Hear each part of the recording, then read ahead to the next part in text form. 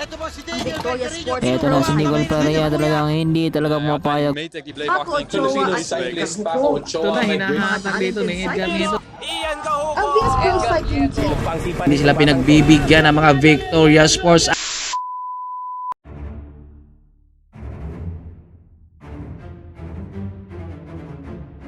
The team's goals for 2024 is to contribute to Philippine cycling, and hopefully we can produce a lot of good riders that can be capable of riding competitively in the European level or in the top level of cycling. Send me a schedule of...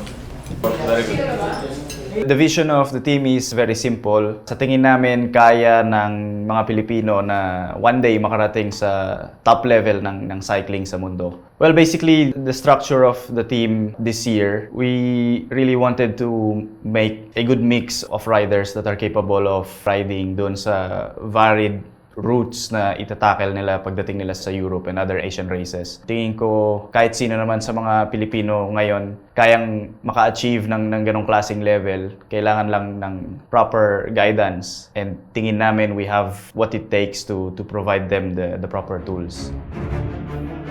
Go by this way, by this road. For 2024, we have in our team Marcelo Felipe, one of the more veteran riders sa Filipino peloton. Talagang nagre-rely kami this year sa kanyang, of course, climbing abilities as a cyclist, but also yung leadership abilities niya within the team para mag-guide niya lalong-lalo na yung mga younger riders within the team. We have, continuing with the team, Jose Mendez from Portugal, two-time national champion of Portugal and former World Tour rider. He is one of the more senior riders also sa team and sa peloton, I believe. Pero we are also relying sa kanyang experience, yung pagiging veteran rider niya. So when we eventually come to Europe this year, meron kaming proper na guidance within the races, and also part yon ng pagdevelop ng hindi lang yung young riders but all the other riders within the team. Also for 2024, we have our freshly crowned national champion sa individual time trial of the Philippines, si Nicole Pareja. Isa rin siya sa mga riders sa Philippines na may experience na mag-race abroad, and also yung kanyang mental toughness magagamit namin pagdating sa mga races na mahirap talagang pasukan and salihan. Also for this year, continuing with us is Daniel Carino. We are excited to see him race, lalo na sa mga races na sinalihan niya last year sa Europe, kasi we want to see yung progress niya, and it will be a proper metric kung ano yung mga bagay na ginagawa namin tama or mali, and then we can adjust sa style and structure ng team. We really handpick every rider kasi we wanted to design a team na capable of not just competing sa ibang bansa but also to be competitive, lalo na sa mga Asia Tour races na alam natin kaya nating maging mas competitive than other teams. I think it's very clear na yung structure ng team and yung design ng team for this year is really aimed at being a very competitive team. I think it's gonna be a hard day. Maybe a tired day because every day we go by the road, then come back, then we go again to the road and then come back. For the power meter, remember calibrate everybody, just before the training.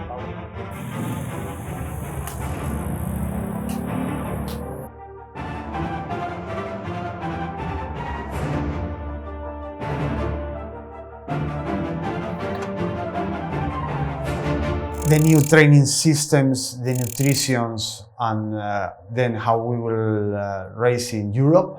Because the thing is, doing Victoria Sports Pro Cycling is for the first time bring you Filipino riders in the Europe season. So it's really hard, it's very tough, and because they will be away from their homes for months. The race level is very high, and is where is the cycling it is.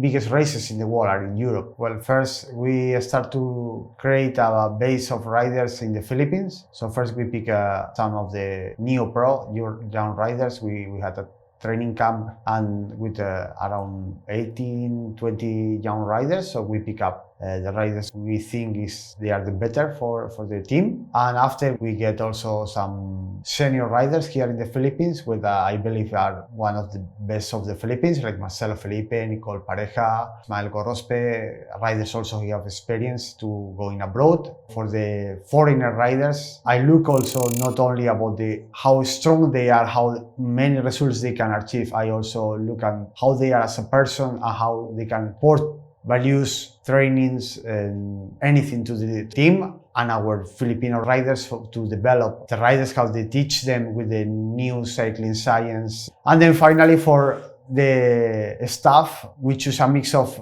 Filipino former pro riders.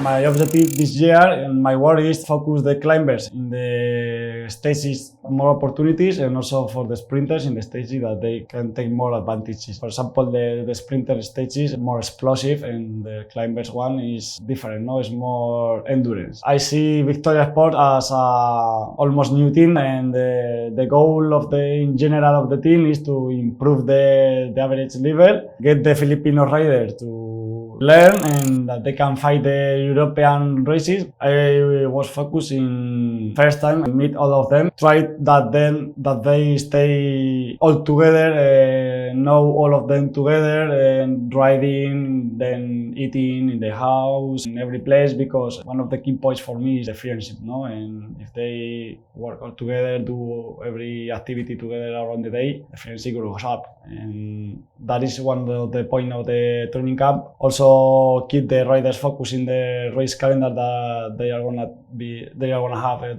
during the year, and we meet one by one and say the goals of the team that the team expect of them, and what they expect for of the team.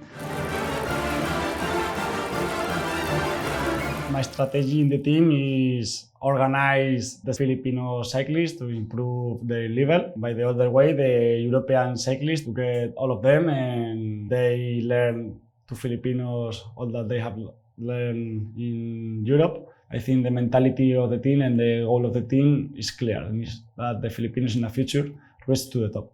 Tour de Taiwan is going to be the first race in 2024 of Victoria Sport. We know that we have the former winner, Jeroen Meyers. Also, we know that it's the first race for us.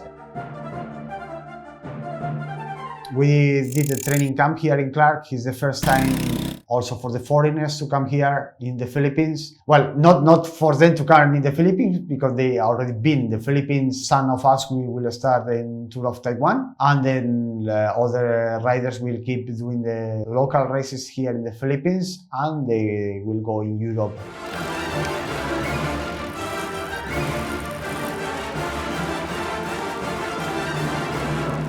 Yung mga sprinter talaga, lalo na pag flat stage yung trabaho ng mga yan, syempre, hindi muna sila magtratrabaho. Ang pagtatrabahuan nila talaga is yung sinasabi nila na huling guhit, na kailangan sila yung maprotektahan. Kung manalo yung sprinter namin, syempre, panalo na rin namin kasi naging part kami doon sa trabaho niya na ihatid siya sa huling guhit. Nandun na yung pagsasuffer, pero mas maganda pa rin sa pakiramdam na alam mo sa sarili mo na nakapagpahirap ka rin doon sa mga kagrupo mo.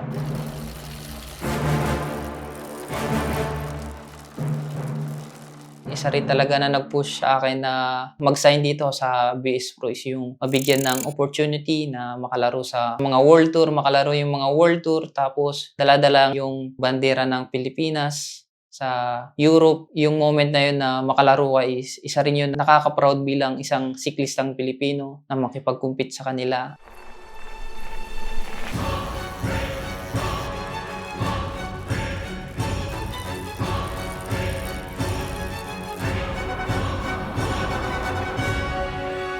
Last year, they contacted me if I wanted to join this team, and what I really like about the principles of the team is that they want to keep the Filipinos improve in the races. So they want to bring them to Europe to get more experience. A lot of teams in Asia, you see that they get more foreigners to Asia to get good results, to get UCI points, but this team is a little bit the opposite because they put the Filipinos first to improve, to get better, and I think it's very important for the next generation. So it's nice to be part of a team that can help the Filipinos grow.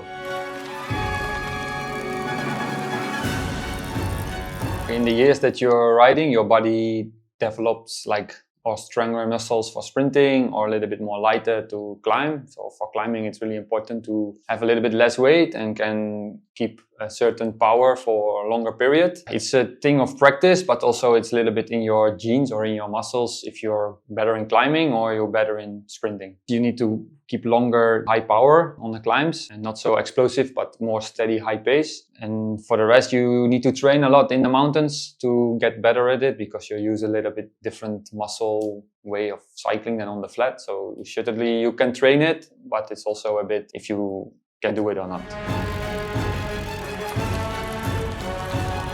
A sprinter, they can get a really high power for 15, 20, 30 seconds. And after normally they're totally tired and you really need to recover. And like a climber, when you put them next to a sprinter and they go full gas for 30 seconds, they not go so fast. They also don't get so tired, but they can more keep doing that. They can repeat it. While a sprinter is very fast tired, so they're sitting more on the wheel and also they're heavier. So for them to get over a mountain, cost them more energy, and the climber, it's a little bit easier to get over the hills when it's not full gas, but then cannot get so tired from one sprint because they cannot suffer so much in short time.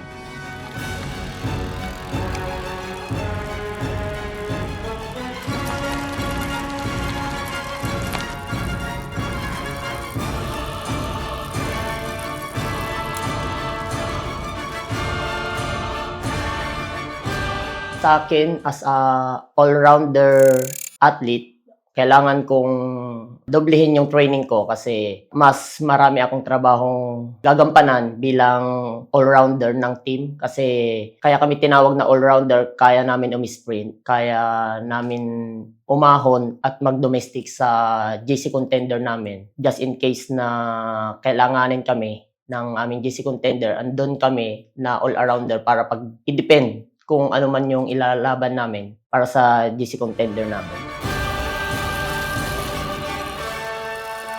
Sa akin, ang pinaka-goal ko as all-rounder is siyempre magawa ko yung trabaho ko. Katulad ngayon, nasa atin ang defending champion para magampanan ko yung pagiging domestic and kung kailangan nila ng may padala ng tao sa harap na pwede naman kung gawin yung trabaho na yun as all-rounder nga, pwede ako. At pinaghandaan ko itong trabahong binigay sa akin. Kasi halos doon ako naiiwan ng ibang mga nakakalaro ko. Hindi lang isa, maraming beses na akong laging doon natatalo pagdating sa sprint. Kasi nga hindi naman ako full sprinter. Kaya sa tingin ko yun ang kailangan kong i-improve. Pinili ko ngayon itong team na to dahil malaki yung oportunidad na malaro kami ng Europe. Maturuan yung ibang baguhan sa team para sila naman yung sumunod sa amin na maabot nila yung kung ano yung naabot namin ngayon.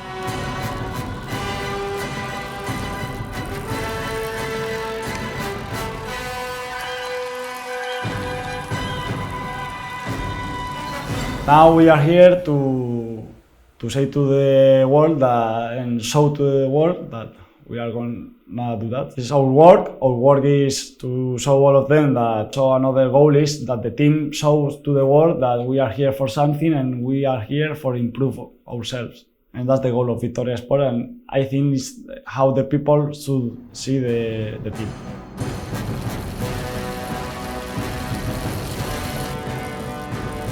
Victoria Sports Pro Cycling is not just about one cyclist. I think Victoria Sports Pro Cycling is about any cyclist with a dream. Tingin ko kahit sinong bata na nangangarap maging World Tour rider or Tour de France champion or future world champion has a place sa Victoria Sports Pro Cycling team.